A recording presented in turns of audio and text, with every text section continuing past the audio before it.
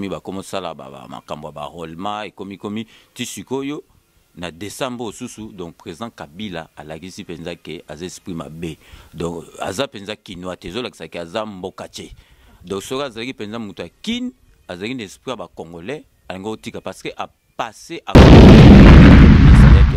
ezakutu rôle na été mais asangisaki bato diaspora mais ilunga banda kota sala nini asala eloko moko te yango na ngai to sali comparaison na bato msusu ilunga za incompétent donc zomo anidi ke ministre ya infrastructure Thomas Louaka ozomo atanga koto zomo na ndeki ba construction sala ba pont ba nzela bazo bongo zomo ke azo vibrer mais ilunga ministre sans impact incompétent donc ayebi ata eloko 2018 mais ceux qui a continué en 2018 a aussi sangoté président Kabila a okufa donc président Kabila neti alingi insister na pouvoir ok ba pesa qui est préavis moko boye a continuer kaka na zo sabino que décembre président Kabila ce que leki yango 2018 a aussi sangoté président Kabila a okufa a trahiza Félix a komaki kotinda donc batu omoni ko donc omoni lunga soto lobi makamne nyoso tout nangasi lunga okima na biro na okima opartamba azo tinda même Dani hein atindi Dani a piégé batu mususu bazana kati ya politique wana tilelo donc et puis tozana ba pièce en conviction donc tolo ba on pamba tozana ba écoute na tozana ba message na ye azo tinda ke Dani a piégé batu mususu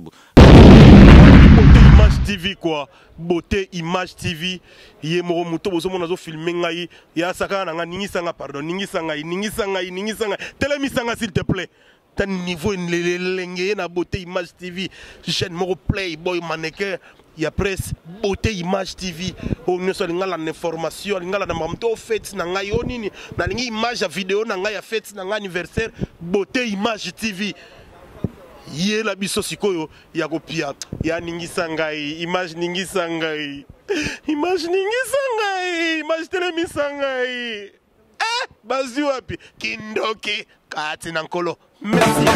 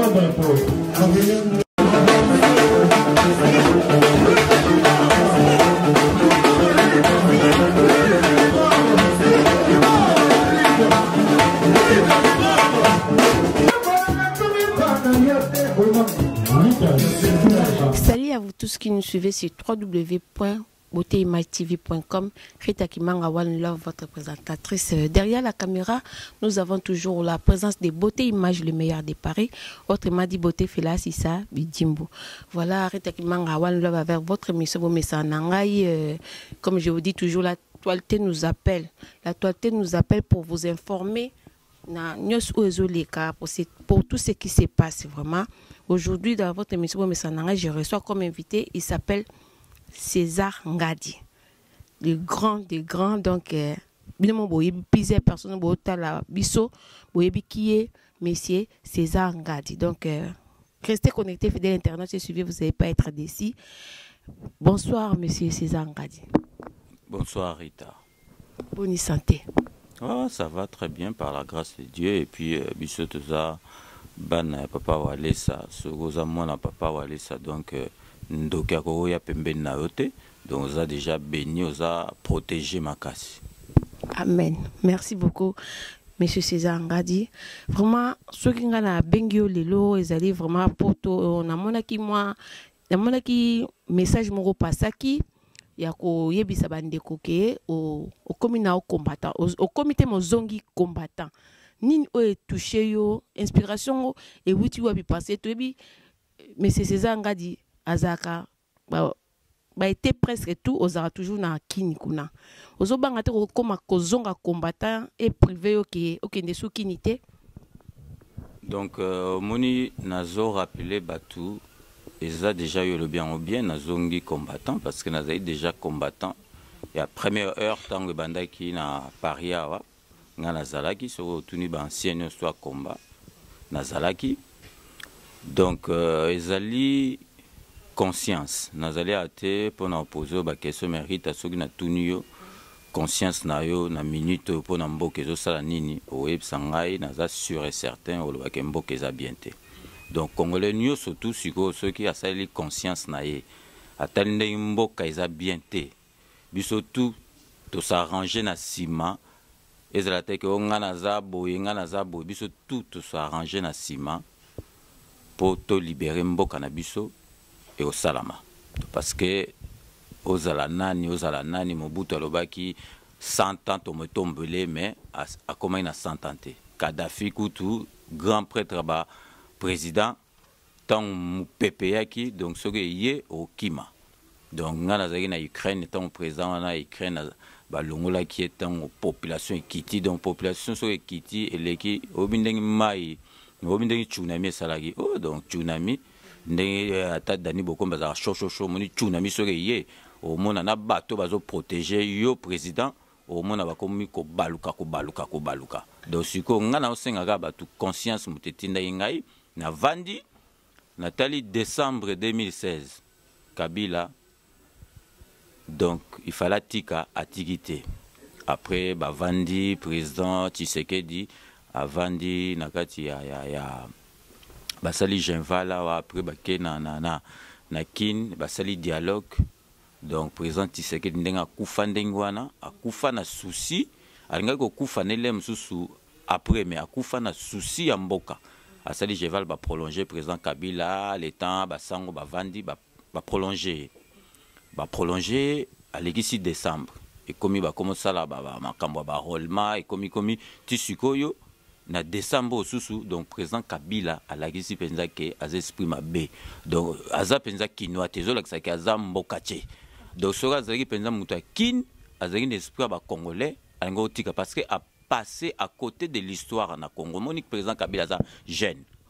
daza jeune nga aza petit nanga donc na ko benge petit a petit donc azo kumbela ba mikolo neti ba kengwa dondo donc ba papa moko bo azo kwa kuto marché te azo kumbela bango donc ce président Kabila passé na côté à l'histoire au mois de décembre 2016 donc ce président Kabila ya ki alobi bon ngai mandat na ngai esili na landi constitution ndenge na renouveler te na tiki na nga pouvoir au moni congolais azala na biso to na biso rankiniete au moni lelo to seka Mobutu te oh Mobutu fantomas lelo to zo regete Mobutu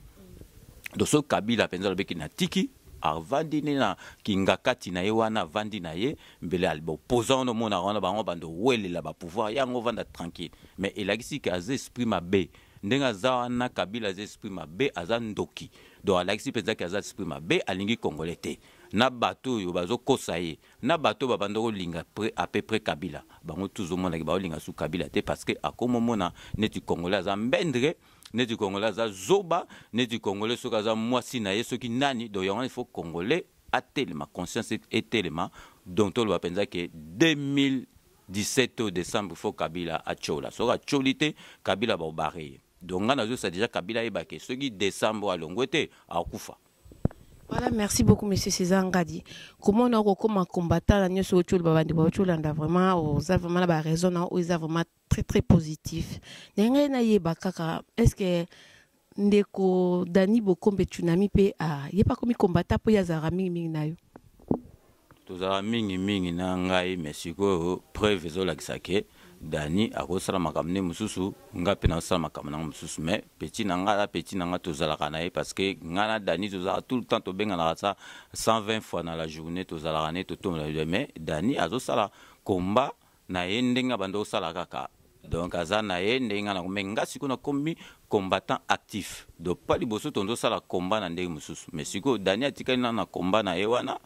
o azo sala ka ndenga bando sala avant à recevoir bateau ya PPRD à recevoir bateau IDPS mais ngai na recevoir sous bateau PPRD donc nga pe na komi combattant penza actif donc o penza ke mututu a PPRD ou bien mututu a Kabila donc na lingi bango kutute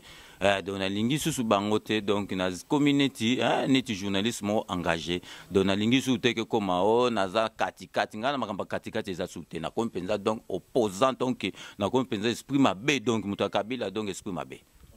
Merci beaucoup, monsieur César Ngadi. Nyangana bakisa boye vraiment to mona ka bambilinga oy pasaka pe la ba combattant mususu parce que ce total malamu combat ya ya les autres fonctionner na kati ya France na kati ya Europe na roloba to za bona ba babe masombo to za pe na combattant non aligné to za pe na ba bokechu premier pe na Belgique kuna to mona ka ba mafinga ndenge ba mafinga sala mara concernant ba combattant de ba finga kayo. Siko kozonga kati na bango kuma ozonga susu moko kati na bango est-ce que bango kuna balobini ni bozala bino na boyokani ke ozongi penza kati na bango omoni komba kanda komba soki mutaza na kanda mboka omona lemso a perdre contrôle omona betina nga Olivier Chimango le jour na pesi mbote tanga tumbaki drapeau n'émission ya Dani Bokombe bato bazo kamoko tumba drapeau te mezali mystique kanda ya mboka ndenga nazana méchant ko sakana te parce que ndenga nazana ba méchant boyozo mona yangona makamsu somoni okoza na maîtrise nango te osali likamo bona kanda mboka après osala mais non ba combattant wana yo mo mona ike bokechu asengai bolimbisi ngai pende nazalia wape ngape na sala pe ba combattant passe na sala bango penza masolo penzo zo mo penza parce que bando ko senanga makam ngape na komba iko sala bango ba masolo na sala bango neti ba masolo moko boyeke enveloppe volumineuse na sala bango ba masolo neti ke ba anti combattant mais wana nyo surtout sikoyo rita nazo bisayo eza makamba kala siko songa na zongi na combat eza pe siko po na réunification pas to se réunir ba combattant nyo eza neti awa na France tangu Macron du pouvoir a sangisi batu nyonso tu eza te soko ningo bundela combat elakisi te ke ozala o Dombo na côté ya Ngbanda ou ozala Martin Sali na côté ya RCK ou ozala Volcan na soki ba combattant soki non aligné non biso tu photo zala uni poto sangana to bundela mboka to libérer mboka parce que j'ai Kabila ezani Kabila zo sala masolo ke diviser pour mieux régner. Arozwa koto yo ba combattant bazabo azu koto yo bopoza bazabo yo finga boy azoni tu yo na dani abike no finga ser no dani après ce que dani azok tout isabatu mitu azo sakana na ba congolais pour asakana esprit na bon mais ngai ezali siko na ye pour na ko sengisa pe ba combattant basanga les années Rita yo lelo boboyani obena mobalo bengai na boya na mwasi après mwasi yango bozongani mbo bobali yango bozongani yo siko na libala yango bozongani okomo beta kama sola kala omote ke o marchete il faut ko beta siko masola sika neti wana kala ezaki bakanda siko ba combattre ba finga ngai ngape soki na pesa ba motema passe wana nyoso tu na mayu wo siko to bandeli siko makamba se mo talarita au moins ndenga na zabo ndenga na zongi combat donc Kabila kalata au gazé comme prophète prophète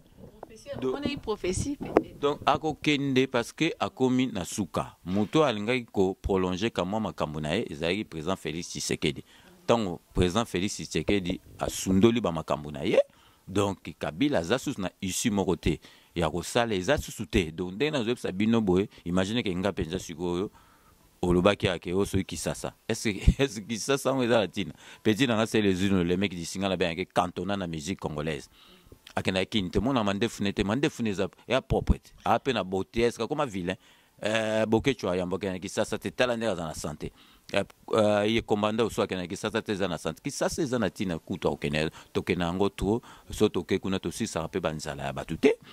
aussi ça rappelle passer à batute kuna donc ezalité que donc tozo donc na komi combattant na wela ka na aucun souci qui ça c'est et puis ça sont les années qui ça sont les ans pays le remonter donc ya on a moni que so na c'est sacrifié boy na c'est sacrifice que na aucun souci qui ça c'était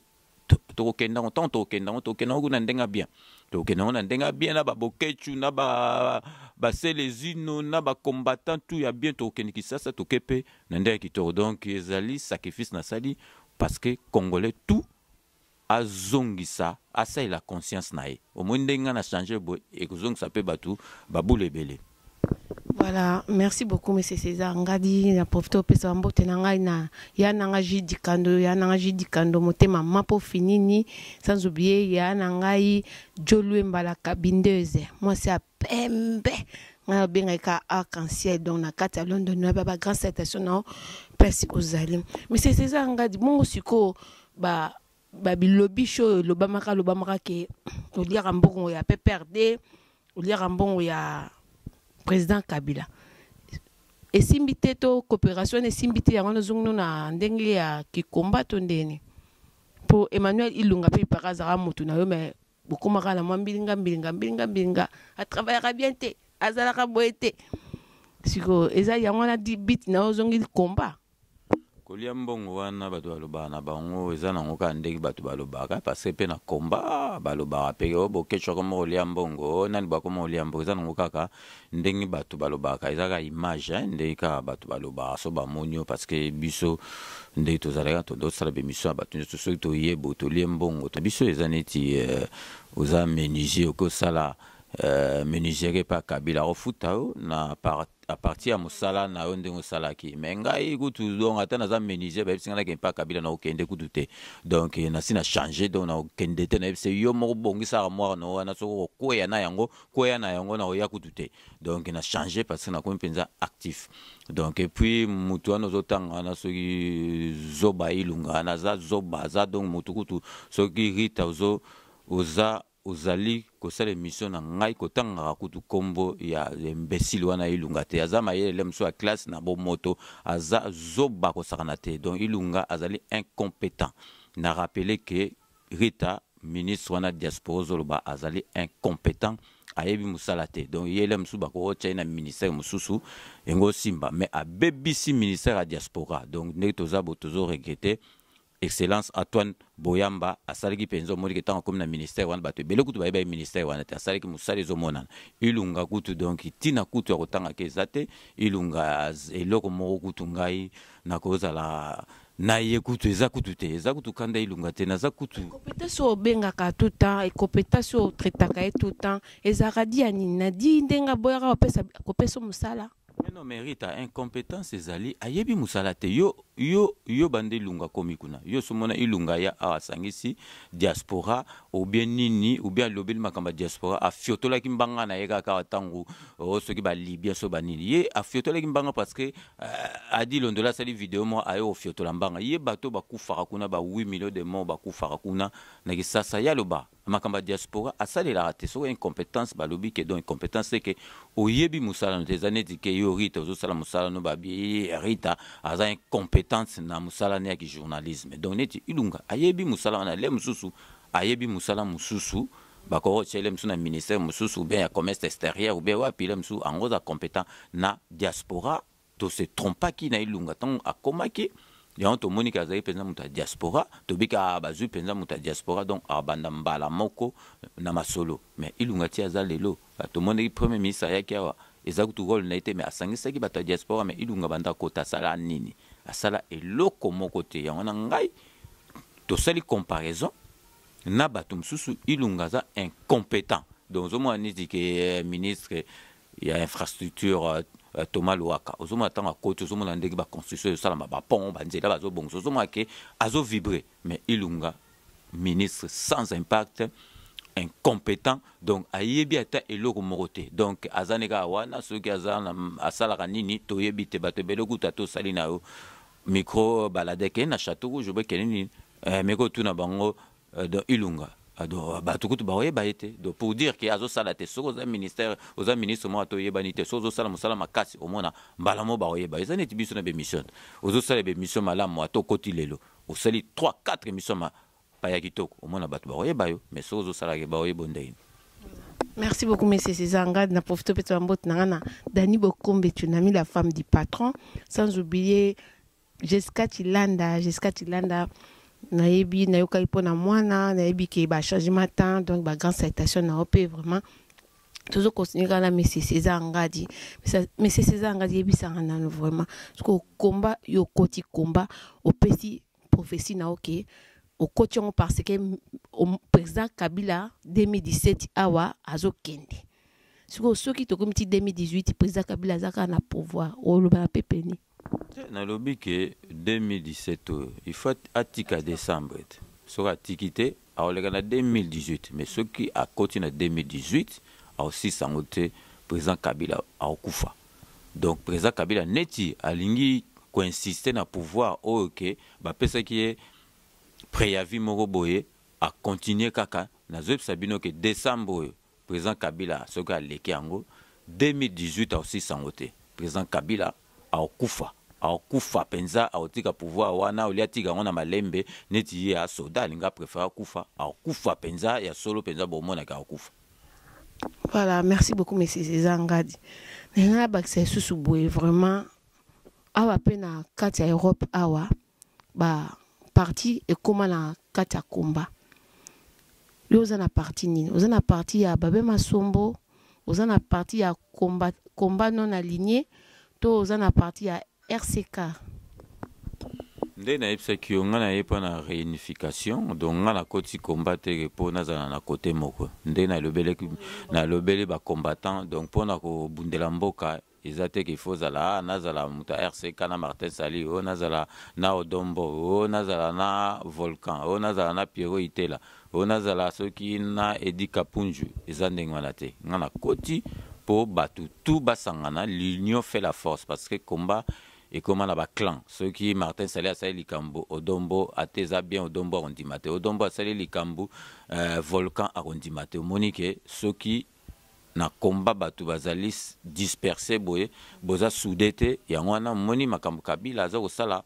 na mboka na biso kuna eza wana azo profiter na ba faiblesse ya combat ndenge ezali na faiblesse ya babatu azu mutu mo azali na IDPS atie wana alonga na IDPS te azala kaka azo sangisa bato azo betisa bato wa mitu donc ndenge baloba ke diviser pour mieux régner donc nga na ye na combattre ke ona kota na kota mutu nga nazo bundela mboka na ye pona ko bundela mboka tango zolingo bundela mboka zate na besoin te kozala na étiquette moko ya parti moko bien étiquette moko ya combat moko donc yango penga pe nazo profiter pona senga na ba combattre faut basangana ndenge basangana omoni la musique ezozonga tendeni parce que ba combattre basangana so comme kama ndule ka buba telemi yango no monike conseil zo beta mate bon siko so bazali dispersé côté kuna balingi tan bango ya siko na Olympia wana bango za ba côté musuba kuma bundana moi pe bon désordre côté musique bête donc ngana singi bango to sangana ndenge basangana rapo na musique pour lilobe zalaka moko pour Kabila penza a dégagé na décembre 2018. Merci beaucoup monsieur César Ngadi ngana bakisa boy okopesa biso avis na pona musala oyo ya monsieur Félix Tshisekedi pona yo monsieur Félix Tshisekedi a le beloni par rapport à musala na compétence ezali Félix Tshisekedi aza compétent cause à président de la République au Conseil des président de la République ezate repose à ceux qui na bac plus 18 ceux qui na président de la République oyeba koloba ozala maye président Félix aza zobate azali ayebi koloba est président Kabila azala kuna sa loba na miso abata par discours so ba komelier azotang asa loba na miso abata telemi azoloba mais président Félix Tshisekedi aza capable que botieli micro bozo poser ba question a loba tano Kabila sa loba lingala aloba même pas lingala donc président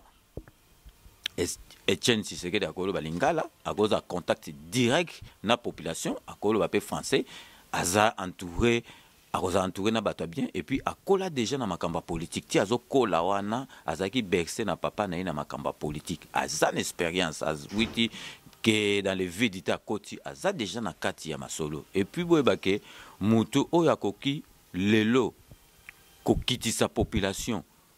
o batu a partir ya bazomona elonga papa na ye oyo bako kitisa population kitisi penza population na se ezali Félix Tshisekedi par à partir ya bazomona papa na si mais puis Félix Tshisekedi aza nazo rappeler bino azali tetu koleka papa na ye donc so moni azo kumbela Kabila ndengo wana donc muto penza ngai na ko tia pena na opposant o ngana ko tia penza confiance ezali Félix Tshisekedi et puis ye muto ko bundela penza Kabila ko akoko bundela Kabila. Merci beaucoup vraiment monsieur César Ngadi. Nengala baksa boy bon pour na Bemba les fils. Ozolo bani pour na le monsieur qui est incarcéré, ça fait vraiment un bon moment qu'il est à l'incarcération en Belgique. Omoni makambo ya Mbemba, président Mbemba ezali donc mutaza siko na boloko omoni CPI wana nakanisi soki ezalaki kala na balere ya ba Mobutu bazalaki babokasa ba Idi Amin mbele ba président belé ba se retrouvaki na CPI. Mais bon moni CPI est comment makambo na biso ba africain pas comme au traité on a Hollande kuna na CPI ozomona bon tokolo bana été azali na boloko donc mutaza na boloko tozila ete abima bongo ya kosala makambo mboka to se contenter na bato oyo bazali banda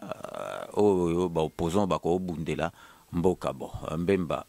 tozila mokolo ya obima soka bimi après on verra bien siko tokolo bateke Mbemba azali na biso bia kosala quelque chose. Voilà, mais c'est César Ngadi vraiment koyoka koloba ke 2018 le président en question il sera plus à place quoi aux sous na pouvoir te aux assire vraiment que na makamozo loba potozo mona opposant moko o aza ko affronter te surtout le nengo ocho ba pona Félix Tshisekedi yemo tozo mona vraiment azana bato o balingi na bato balingi te vis-à-vis ya tribune na ba moko ba luba balingi te. Mais yo lobi que c'est un homme qui s'exprime en français, qui s'exprime en lingala, a un contact na peuple, a un contact na population, mais toujours batté vraiment nani oya ko zwa pouvoir wana sur le président en question il est plus là, il est parti. Rita yo moni ba discours yo zo beta wana yeba renga combattant zo beta wana na moni ke yo siko Rita olingi ke Kabila tikala. Donc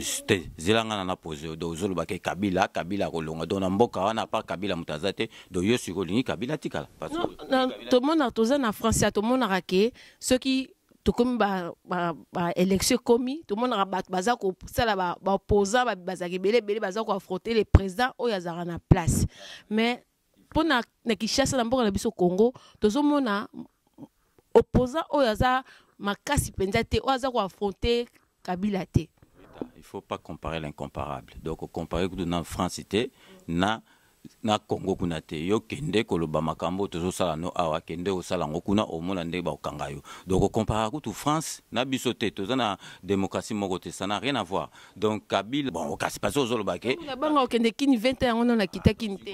Yo landaka nde to lobake Kabila nde na lobby Kabila déjà zawana azali président moko na ndeka constitution aza sous présenté. Donc, ba yo kili mawa ba pousser la qui est si autant va pousser lié yesu kwa zomona neti biso bazoba donc bazo pousser la siko akomi ko boule ba makamebele tina bato bazalaka na kati ya PPRD balingi lisusu te et puis soko zoloba ke Félix Tshisekedi balingi te essayer Kabila kuna balingaka de soto sali penza siko micro balader entre Félix na Kabila banani balinga na Congo Kabila azali balingaka ete. Et puis, on ne peut pas plaire à tout le monde. Jésus, moi, je suis bando lingaete. Balouba, c'est na Congo, balouba comme tu vas. Et puis, tu te trompes. Balouba, ceux qui balingaka, tu sais que tu es louba, bazamuke. Balouba, balingi, tu sais que dit Félix. Et puis, na Congo, balouba, tu vas. So balouba, balingete, Congo, balingue. Et puis, opposant oyo akoki côté le la Kabila, o le loke, o vani nandaku, o moni boye, o bimi, parce que Félix a reflété image à papa naï. Et puis Félix a okumbe parce que Félix a zaï mutumoro boya misi Félix a ngondima makamba Kabila tangondima premier ministre le Félix ndenge mo loba so bengi Kabila lelo akoma premier ministre après Kabila s'est prolongé donc Kabila na lobby Kabila décembre à Tikali 2018 et aussi la té Kabila a olongwa et puis a olongwa na ndenge ke ba obomaye a osasute donc bato ebele baza donc yo ngolo bake na Congo wana bato bakosala bako diriger mboka na bazate à part Kabila do mutazate ye niveau ni Kabila za niveau ni Kabila za nango ayaki wana za autodidacte na koloba bazo komele ba sa net a progresser mais niveau ni Kabila za nango au congolais o ya koko zoate asa net Kabila donc ngamoku nazali ata batinga président na diriger Congo na osala au moins que bato bele ba comment osala à partir Kabila bato tout ba comment linga ba comme président parce que Kabila za na niveau mo très bas aza mutu moko ko diriger mboka te azo diriger mboka ti lelo azana bato ba mayele baza na bazolo beloko te bavandi na ye donc ko diriger mboka ezali kaka ozali entouré na bato bien nani donc bato mususu et puis eza kutu makambo te ke olobake o Kabila omoni match so ezobeta ekomi bati 90 minutes ezala babando mene bino bokomo menacer tirali 1 minute so 90 minutes ekoki pré match esili et olobate équipe wana ya beauté image abano menacer toto tikile 2 minutes neti Kabila mande silaki ba prolonger azaku na chance ba prolonger ki ye donc sikoyo il faut atika ezali ndenge wana il faut tika mutu atika mais c'est zanga limbisa na kati moi parole il faut atika comment na un peu sur de zongi en arrière ozaki ensemble na ba Zakari Baba Baswe na ba ndeko mususu Zakari Baba Baswe toujours à na poste na ya ki député est-ce que bosolo la ki to ni po na ndenge yo changer no kamba mabwe donc ndeto loba il faut pas okol saka o bazaka to zalaki na Zakari nga na zalaka na ye en tant que master et puis Zakari faut oyebake Zakari est député national muta vota ezali Kabila muta tcheke na députation te ba congolais mutu ba vota qui est donc ça n'a rien à voir donc azali député national ba kinois mutu ba voter je te signale que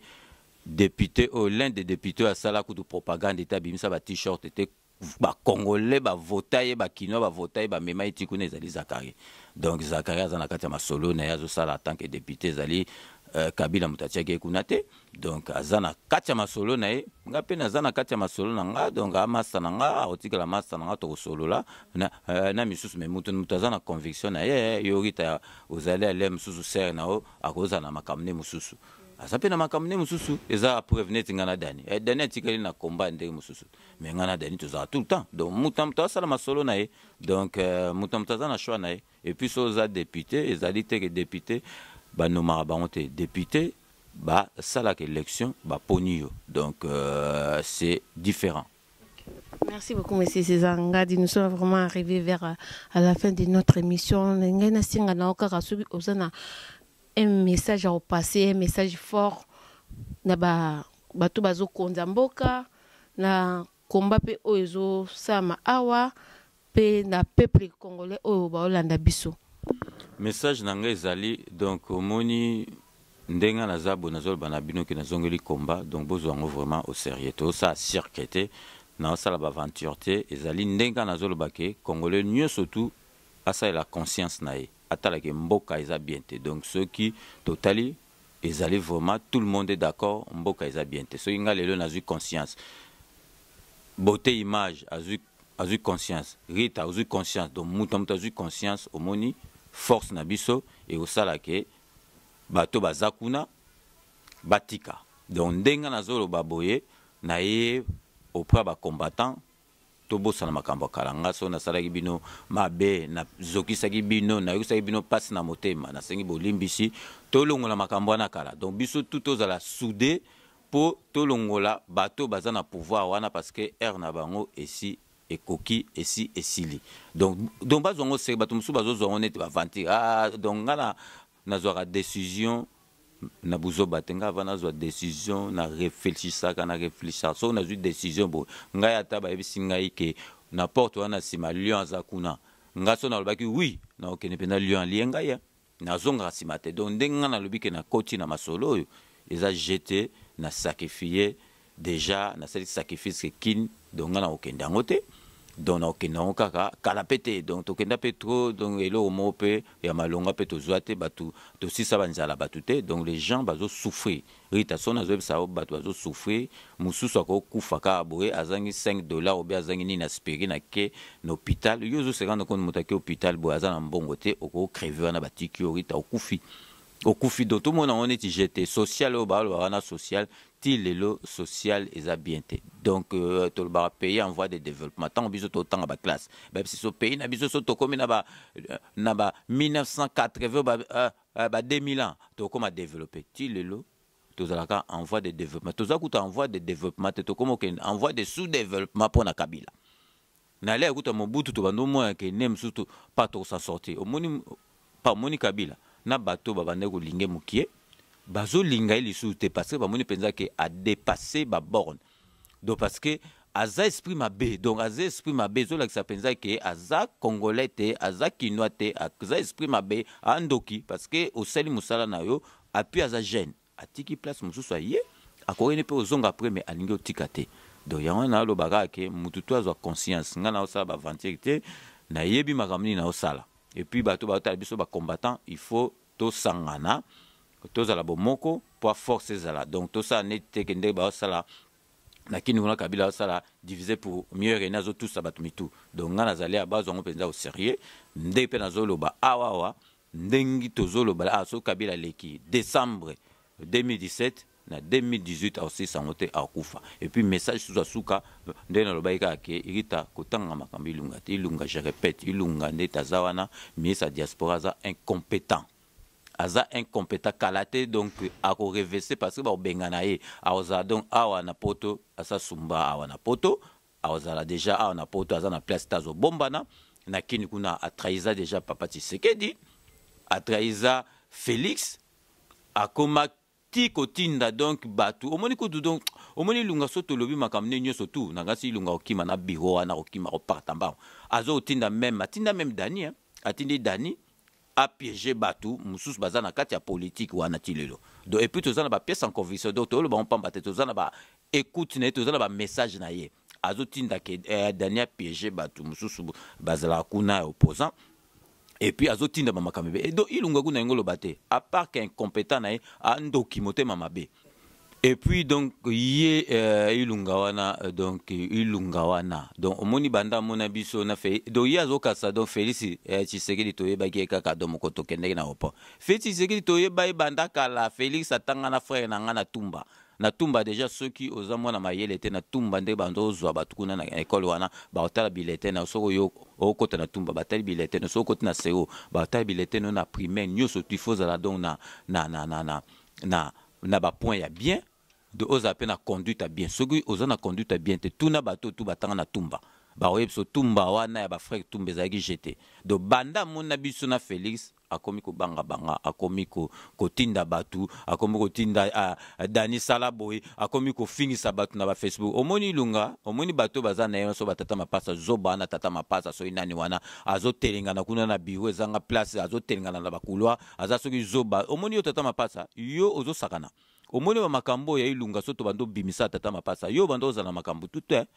yo ilunga zo ko so tanga zo kene ba makambo susu na yo bando za la te. Donc ilunga loba ba makambo ko secret d'état aloba on a bureau na zo bateke tozo enregistré donc pour dire que aza incompétent aloba ba makambo lelo soto bimisi ilunga na kansi ye ba sa remaniement kote ba olongole ka lelo mais ozo mona ke donc vraiment donc kombo ne nervanga déjà donner nga kutu kombo na batu bazol basoki matanga ni non est-ce que yena matanga na mutu o wana grand frère na kufa wana pazala ki na nini na ye o babenga pona ko rapatrier est-ce que ilunga pesa biso €1 est-ce que bembane tikala na kisasa ilunga ça n'a rien à voir incompétence n'est pas mona na matanga na passer le loso ki muta diaspora kufi eza kutu makambongo te eza to mona muta diaspora kufi et ça dit des semaines ilunga tinda même pas te dotoza kuna beso ilunga ya te tinda ta mutu moko ya ministère na ye ayate donc yeba ke ambassade ye ezokanga pa ezokanga corps bazotia corps bati ba tampon bati ba drapeau batuni kutu biso es représentant ya France azali ate ya mboka na bino azali ate anga bia yete ozomona incompétence ezakutu pona ndingate mais ilunga oromona kaka ke kalate ba olongola mais en tout cas nazongeli susu conscience ya mutu na mutu a congolais esala conscience ya mutu na mutu esala soki biso tout ozongi si conscience na biso na place ezali vraiment hormone makambo ekende boy do pona kosala mboka elingi te kozala kote ya Martin Sali ozala kote ya Odombo ozala kote ya Volcan ozala soki kote wa ezala kote ya Babé Masombo donc d'ailleurs je salue Babé Masombo donc aza wana kuti ye mo ayebi ke abali petite nièce mwana na biso donc mwana na biso penza azani kuna na kata ndako donc bakala te to lia biloko kuna de photo sanga na biso tu to sanga na biso tu ba combattant to za liboke poto kene donc ngai bit nga pe na zongi pona yango donc Rita tikaka oloba makambo kabila o kabila ozosala mosala no meko tanga kabila ndenga positivité te soki yozo tanga ndenga na donc yozo monaka kabila tikalaka donc kabila otikala te so alekisi décembre 2018 ba obomaye. Merci beaucoup, le message est passé. Merci beaucoup, M. César Ngadi. Vraiment, c'est avec un grand plaisir. Yako Yambayo. Quant à moi, dans le Bakar, la bandeko baocho dans la bisondingue, binomo boyebi vraiment toujours, tout ça batou, tout ça la rappel l'erreur est humaine. N'a pas sorti bunga ki moi na maloba bolimbisi. Mais vraiment, naebi ke mingo bocho dans la bison, merci na bino. Je remercie ba ndeko ba soutenir Beauté Image TV, na bandeko ba edari ta ki manga la mo ba petit besoin vraiment. Je remercie mon grand frère Jidi Kando, sans oublier Joe Luemba l'arc-en-ciel, Joe Luemba la Cabindes, ya nanga Marie Médiac à la Rose Noire, petite nanga Belor Boanda vraiment. Tout le monde est sous Nambalasima, one love toujours. Je m'appelle Cynthia Kams et je viens de vous parler de la part de Sepela TV.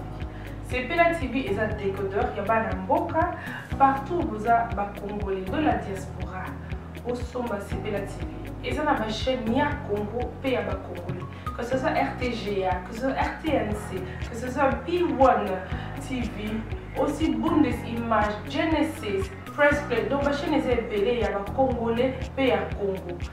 Batebele babenga biso du nord au sud, de l'est à l'ouest, babenga biso besoin sa promotion là il y a 115 livres et 6 mois d'abonnement gratuit. To vandi, to bime zeki ka promotion. Vous savez quoi, tellement de